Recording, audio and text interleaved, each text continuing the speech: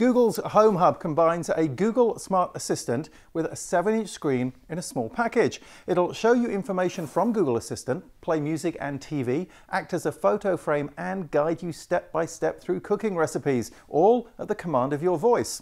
It's the first such product from Google that can do this, and it'll compete against Amazon's much larger Echo Show and smart displays from other companies, and we've been testing it out. Now, when I first saw the Google Home Hub, I was surprised at the size. It looks bigger in photos, and I think that's something of an optical illusion because this screen kind of looks like an iPad, and iPads are much bigger than this.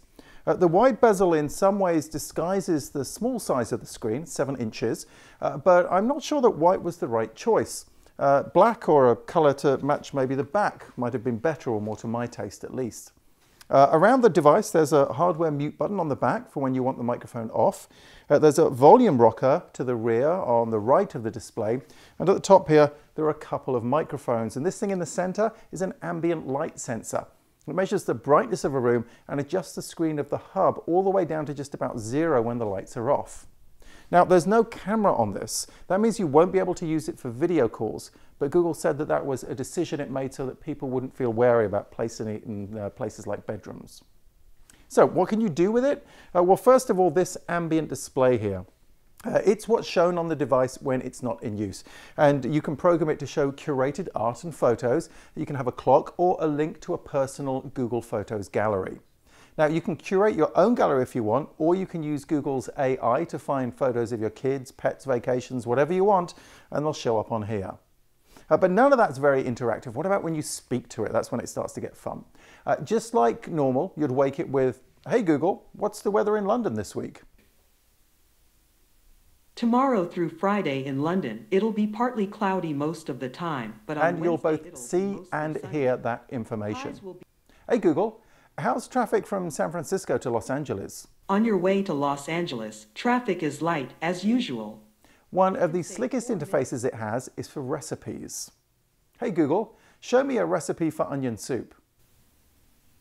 Okay, here are some recipes. It pulls out the ingredients and cooking steps from a recipe and will walk you through them, all controlled by your voice. It's pretty clever, but it's only as intelligent as the programming inside it. And while it knows how to parse recipes, it can't do some things I would have thought were just as simple. Hey Google, what's on TV tonight? Sorry, I don't have the TV schedule for that yet. The Home Hub will play music, but it won't replace your audio system. The sound is good, although the small size here means that it can't produce a deep bass for a nice full audio. The device itself connects to Google Play Music, YouTube Music, Spotify, Pandora, and Deezer, and you can stream hundreds of radio stations through the voice interface too. This is BBC Radio 5 Live. When Google showed off the Home Hub, I was most excited though for the smart home integration. It promises to provide an interface to your entire smart home on a single page, or at least all the Google Home compatible products that you have, and this is what it looks like. Everything is listed by device type, or I can press this button to switch to a listing by room. Products from Nest, which is owned by Google, work best, as you might expect. You can use voice or the touchscreen to adjust a Nest thermostat or stream a Nest security camera, but non-Google products also work.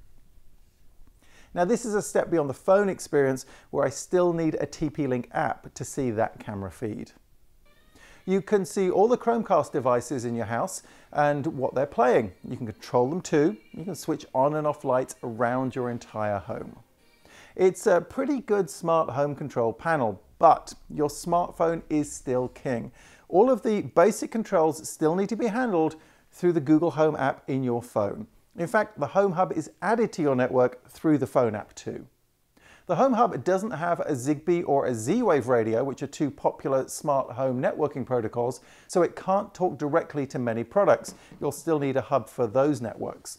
So it's got a great visual interface, but it won't replace anything that you have now. Now, I've only been using the Home Hub for a few days. When I got it, I placed it in my dining room, and I found that the constantly changing photos in ambient mode were a distraction when I was eating. If you have a compatible TV service like YouTube TV, you'll soon discover also that you can stream any TV channel live on this, and that's also something of a distraction if you're sitting around and the screen is in front of you. So if you're like me and you're trying to reduce the amount of time you spend glued to a screen, carefully consider whether you want to introduce another display into your house. Tech I've rated the Home Hub though 4 out of 5. It is great at providing a visual interface into Google Assistant and your smart home. It costs $149.